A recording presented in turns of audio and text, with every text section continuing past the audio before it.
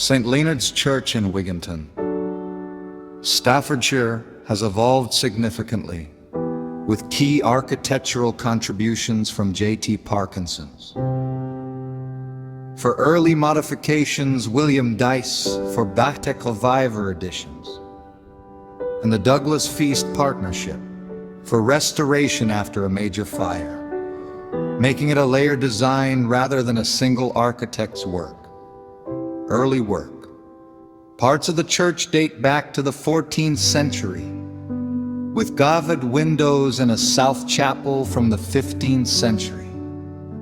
19th century additions. J.T. Parkinson worked on the church in 1831, followed by William Dyce in 1863, who introduced Gothic revival elements, reports Historic England. Post-fire restoration. Following a devastating fire, the Douglas Feast Partnership led the extensive reconstruction and restoration from 1975 to 1977, shaping its modern appearance according to Historic England.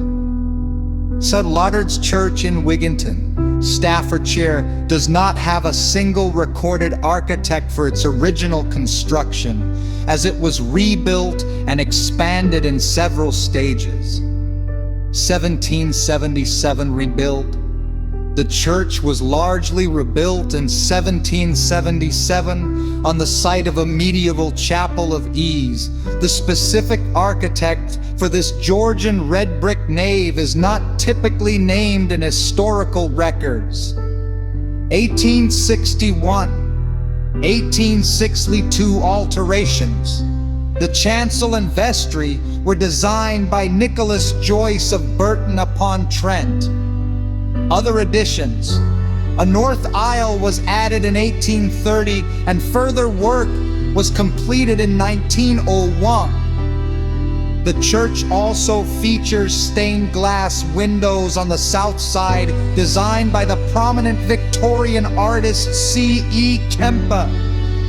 Key points regarding the burials include the stained glass windows on the south side of St. Leonard's Church in Wigginton, Staffordshire, designed by C.E. Kemper, have the following themes.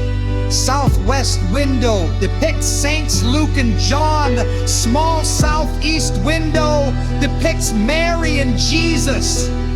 The east window of the church, also by Kemper, has a broader theme depicting the nativity, baptism, and crucifixion of Jesus. Parishioner burials. The churchyard primarily serves as the resting place for generations of local families and residents of Wigginton. Memorial plaques. There are small memorial plaques on the back of some choir stalls that remember choristers from the area who died during the Great War.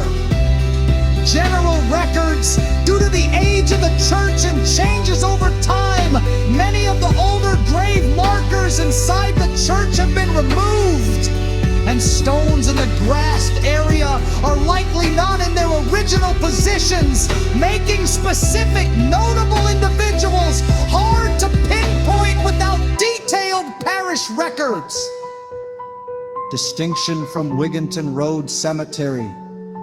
The much larger Wigginton Road Cemetery, located nearby, contains thousands of memorials, including a memorial tablet to Second Lieutenant Sidney Vernon Phillips, who died in action during WI, although he is buried in France.